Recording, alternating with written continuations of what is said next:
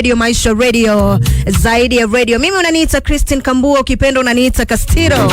Kwenye ones and twos ana show off anaitwa DJ Drizzy, the soft life ambassador. Bila kusahau upande wa pili producer wangu Brenda Obura, jamani Jaber. Asante sana. Inafanyikaga hivi kila siku ya Jumamosi, Strictly Kenyan Music, we appreciate our honor.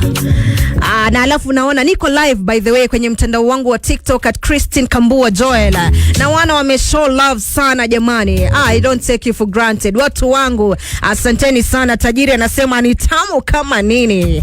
Namuona nani pale, Billy anasema yupo ndani. Carlton Otieno anasema yupo ndani. Nani mwingine? Billy anasema hai Kambua. Masika Vengi anasema nice. Kuna John Ondira anasema DJ apigwe lunch kwa Billy yangu, au sio? Alafu kuna Raila wa Malindi. Huyo ndiye gani? Anasema Malindi nategea mpaka mwisho. Sante. Kuna Tajiri anasema tajiri masaa ya kuamka imeisha. FCI Zo anasema kumbe unakuanga Mkamba. Kwani unadhani mimi ni? Kwani sisi udu? Sisi ni Wakamba na sisi wakilisha. Aimo nimekuona anasema mambo ni mwecheche. Thank you. Masika Vengi nimekuona. Honorable Jeff Mutinda, aspiring MCA pale Kisasi Ward, Kitui County, anasema ona kwani nete siaka. John Ondira nimekuona pale anasema jamani DJ apewe lunch. Alafu kuna nani?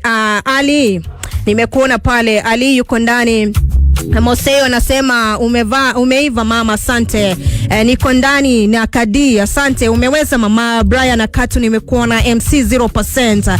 Kuna Rose nimekucheki. Eric Mwendwa anasema yupo ndani. John Ondira anasema wasabi, anasema Castiro Kaito, asante sana. Nicholas anasema nitaje leo, upo ndani, umetajwa. Alafu kuna Breezy Girl anasema hello. Alafu mama Karo anasema show iko sawa kama wewe tu, asante.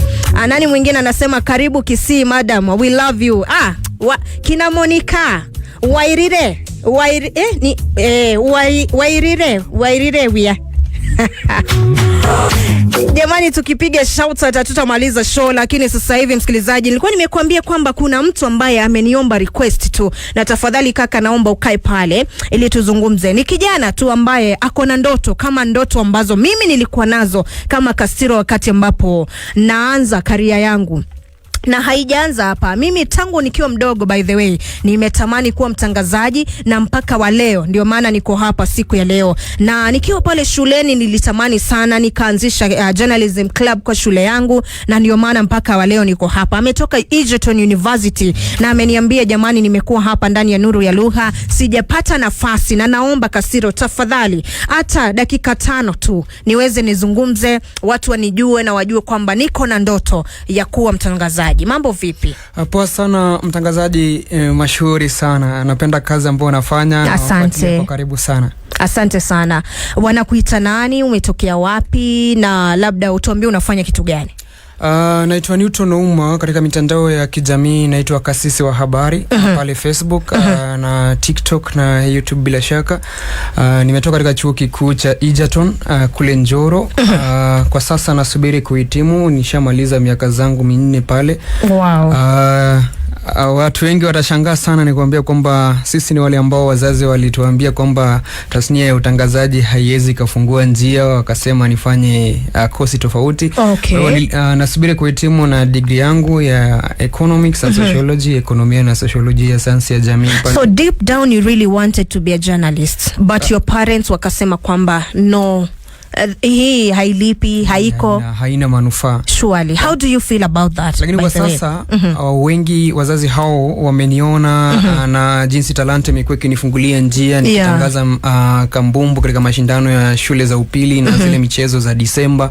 Watu wanakuja wanaambia mlikosea mtoto wenu, tazama jinsi anavyofanya hii na hii. Hata nilivyoeleza kwamba sikuwaeleza na kuja Radio Maisha, niliwaeleza tu na kuja Nairobi kwa sababu hao wanajua niko Nakuru. So umetoka Nakuru all the way kukuja ndani ya Radio Maisha, at least kuea kwamba mimi deep down I really wanted to be a journalist. Sure. Na siku ya leo kwa sababu ya wazazi wangu I'm doing a very different course. Different. So how do you feel about that? By the way, what do you have to tell your parents? Na labda kwa sababu yako ishafanyika, and I still believe that you can still follow your dream and become whatever you want to become, but kwa mzazi yoyote ambaye anahisi kwamba mtoto wangu kile ambacho anataka kufanya sicho, according to me, mzazi wake kuna kile ambacho anataka afanye, kwa mzazi kama huyo, what do you have to tell them?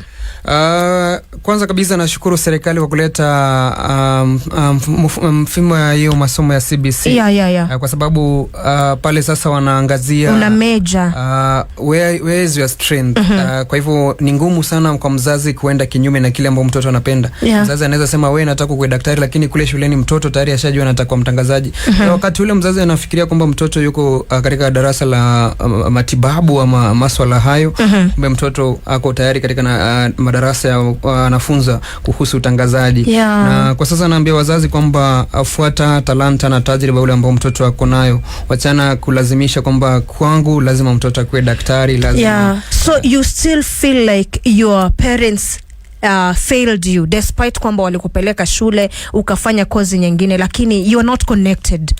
Kile ambacho nilitumia ama ujuzi ambao nilitumia ni kwamba wakati nilikuwa kule katika chuo kikuu cha Egerton, sikuwahi kosa darasa lolote la kozi ambao naifanya. Lakini wakati sina madarasa na piga bidii sana katika uwanja wa utangazaji huku najihusisha na utangazaji wa masuala ya kambumbu, na pia kutembelea zile radio station ambazo ziko Nakuru na kujiendeleza tu kidogo pale. Alafu kuna pia wengi ambao walikuwa nasema bana, uko na talent, kuja hapa nitakuwa nakufunza kufanya production, nitakuwa nakufunza kufanya news na kufanya editing. So wakati nilikuwa nafanya degree yangu pale pia nilikuwa najituma kutafuta zile nafasi za kusomea. Kwa hivyo mtu akikutana na mimi ama tukikutana pale ninapotangaza mpira na nikwambie kwamba nimefanya course tofauti, utakataa.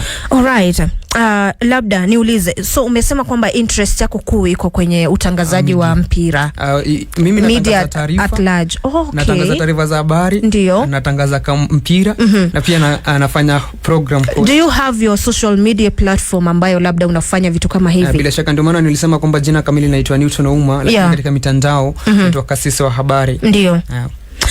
So, okay. Unajua, nimefurahi kuongea nawe na nimefurahi kwamba despite kwamba unafurahisha wazazi, hauja give up na kile ambacho ulitaka kufanya. Labda nikuulize, what's your end goal? Utafuata career yako ama utafuata passion yako na kile ambacho wewe mwenyewe unataka kufanya? Kwa sasa tunasema kwamba maisha imefika mahali ambapo unasema it's very technical. Nimesomea economics na sociology. Maybe Mungu alisema kwamba wacha nikubariki na kazi ya bank pale kwa sababu umefanya economics. Ile nafasi ambayo imekuja kwanza unaenda pale. Lakini pia ukiwa pale kwenye bank na unahisi kwamba kama mimi nahisi kwamba siku moja lazima nikuwe katika radio station moja wapo nchini, ikiwa ngumu zaidi nikose kujipata katika radio station ama TV station yoyote pale. Nina ndoto kwamba lazima nifungue mimi mwenyewe, nifungue studio zangu na niajiri wale ambao walipitia ile njia ambao nimepitia. Oh wow. So you have such big dreams. Kwa sababu haikuwa siku yako ya interview, labda tumepatana hapa nje ukaniambia I would like to say anything. Kwa mtu yeyote ambaye labda anakusikia angependa kufuatilia mambo ambayo unafanya online na anakusikia siku ya leo, labda akupate wapi ili aweze kuona kile ambacho nazungumzia? Ukitaka kupata shughuli zangu zile ambazo nazifanya, ni nazifanya pale katika Facebook, TikTok na YouTube, Kasisi wa Habari. Moja kwa moja tu. Kasisi wa Habari. That is amazing, and I'm happy that you have decided to follow your dreams, pamoja na kuheshimu kile ambacho wazazi wako walikuwa nataka. Wow, that is amazing. I wish you all the best, na natumai kwamba siku moja kile ambacho, by the way, let me tell you from experience, kile ambacho kiko ndani ya roho yako na kinakusukuma kabisa, you can make it. Yani haujui inakujanga vipi, lakini ukikifanyia kazi siku moja you will be where you want to be. So I wish you all the best, na nakutakia kila laheri, uende ufanye kile ambacho unafaa kufanya. Of course, kama wazazi walitaka ufanye hivyo, do not lose respect for them. Wa respect, fanya kile ambacho walitaka ufanye. Ukipata kazi huko ni freshi, pia ukipata huku kwingine ni sawa, ila mimi nakutakia kila laheri. Labda kuna shabiki wangu pale Egerton ameniambia kwamba ebu onyesha talanta kidogo ya Of course, why not? Yes, please do it. Acha nifanye ya taarifa ya habari. Na mtazamaji, ni siku ya tarehe 18 mwezi wa 7 mwaka 2026. Hujambo na karibu ndani ya Radio Maisha. Tuko mbele pamoja, na hapa ndipo nyumbani pa sauti zinazoaminika na pa taarifa zinazoaminika. Jina langu ni Newton Uma. Kundi la siasa mavuguvugu la siasa la Linda Mwananchi hii leo wamekita kambi katika kaunti ya Taita Taveta, eneo la Voi, mahali ambapo wamepeleka shinikizo lao la siasa la kuhakikisha kwamba wameweka serikali ya Rais William Ruto katika tetesi kali ya siasa, wakisubiri kutangaza yule ambaye atapeperusha bendera hiyo kama mgombea mkuu wa urais katika uchaguzi ujao. Na kwingine, Rais William Ruto amekubali na kumpongeza aliyetawazwa mshindi katika uchaguzi wa Olkalau Samuel Waweru, ambaye amesema kwamba sasa ni muda wa kufanya kazi na wachane na siasa za ugawanyishi. Rais Ruto pia amesema kwamba atatekeleza shughuli zake inavyotakikana kikatiba kama rais, akisema kwamba wale ambao wanaweka tetesi za siasa mbele wanafaa kuweka kikomo na kuhakikisha kwamba ajenda zake zinawafikia. Na tukiachana na taarifa ya Rais William Ruto, ni kwamba wanafunzi wa mwaka wa kwanza katika vyuo vikuu mbalimbali wanasubiriwa kujumuika na vyuo vikuu hivyo, hasa katika chuo kikuu cha Egerton. Kutokana na tangazo lililotolewa, ni kwamba wanafunzi wa mwaka wa kwanza watajumuika na chuo kikuu cha Egerton siku ya tarehe 17 mwezi huu wa Agosti, ikielezwa kwamba zaidi ya wanafunzi 7900 watakuwa wanajumuika katika kosi mbalimbali. Na tukiachana na hiyo, ni kwamba gavana wa Siaya James Orengo amesema kwamba kukosekana kwa chapisho lililowekwa katika mitandao ya kijamii na kinara wa chama cha Wiper Patriotic Party Stephen Kalonzo Musyoka ikidokeza wababe wa kundi hilo la wapinzani wa serikali haikuwa swala la kutupiliwa mbali, akidokeza kwamba hao ni wale ambao wanajumuikwa katika Linda Mwananchi, sio United Opposition. Wow. Na tamatisha taarifa kwa hapo sasa, msikilizaji, kwa sababu umewadia dakika 7 baada ya saa 6 mchana. Nitakuwa narejea hapa saa 7 kukuletea taarifa kamili, ila usisahau kwamba hii ni Radio Maisha, radio zaidi ya radio, na radio ambayo inaongoza kwa sauti zinazoaminika na taarifa zinazoaminika. Tuko mbele pamoja. Jina langu ni Newton Uma, na nitakuwa na kuacha kwa mikono ya Kambua kwa Maisha 254. Wow. Nasikia goosebumps. I don't know. Drizzy, sijui kama unasikia hii talanta ambayo huyu kijana ako nayo. Honestly, you are so talented. I mean, hata watu hapa kwenye mtandao wangu wa TikTok ambao wako live wanasema kijana ako sawa. Na I believe that kile ambacho labda wazazi hawakuona muda ule utakifanyia kazi, ili labda usiwa prove na kukua rigid, prove them with results. By the way, kitu ambao inanipendeza kwa sasa ni kwamba wazazi washaanza kupendeza. Wananiambia kwamba baada ya kuhitimu mwezi wa Novemba tutajaribu kutafuta nafasi ujumuike labda na KMC Nairobi ama chuo chochote tu pale, ujiendeleze kimasomo na ufanye kile sasa unacho hisi kwamba unafaa kufanya. Wow, that is amazing. I feel lakini bado ndoto yako ipo. Labda the delay was to maybe sharpen you, to make you a better presenter or producer, whatever, but I believe that ukifanyia kazi utaona matunda yake, and I want to wish you all the best. Sunday na Shafi Zele rafiki yangu, Steve Mkangai ni rafiki yangu, na wafuatilia kwa bisa. Sekunde 20 tu niambie Steve Mkangai kitu. Okay, go ahead. Mkangai, mimi sina mengi, la tu ni kukuleta matangazo ya mechi sekunde 5 tu.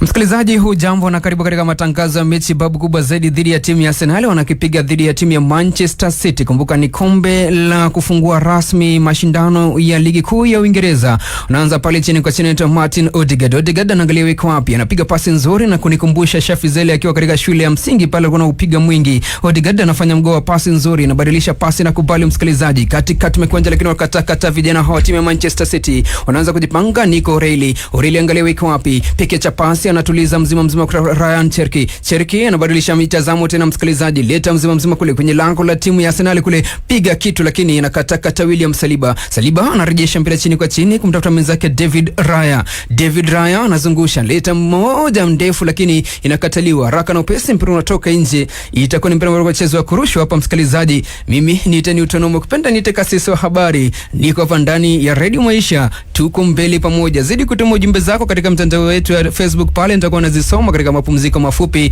ila kwa sasa nampisha mwenzangu Shafi Zele. Lakini Walter Kinjo, usihisi vibaya, wacha Shafi Zele akivaa jazi ya Arsenal lazima washinde, sio kama Mkangai ambaye anavaa jazi ya Belgium alafu Belgium wanaondolewa na asikule mandazi leo studioni. Sawa Mkangai? Wow, that is amazing. Ndugu yangu, nikutakia kila la heri na Mwenyezi Mungu akuongoze.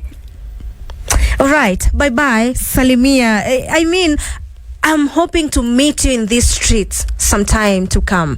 Yeah, natumai kwamba tutapatana siku moja, either ukiwa mtangazaji mwenzangu ama ukiwa mahali katika huu ulingo wa utangazaji. Sawa sawa? All the best. DJ Drizzy, unajua ni Saturday bwana, tumeingia, nimeget emotional, lakini kidogo msikilizaji tupate tu mix kali za DJ Drizzy, kisha tunazidi kuzungumza. Mambo ni mengi, ma stories ni kibao of course. Ya umesikia kwamba kuna mtu ambaye ameapologize na gari kubwa pamoja na inaitwaje, shilingi milioni 1 ya fuel. Wewe mtu wako anakufanyia nini? Wewe mtu wako anakuapologizea vipi? Na hii inafanya mpaka watoto wa kike wanaanza kusema kwamba unajua nini, I can forgive any cheating man as long as they have money. Wewe unasemaje by the way? Nitakuwa narudi uweze kuniambia wewe msimamo wako ni upi. Can you forgive a cheating partner simply because they have money? 0719012700. In the meantime, tunapata mix kali za DJ Drizzy, the Soft Life Ambassador. Twende kazi.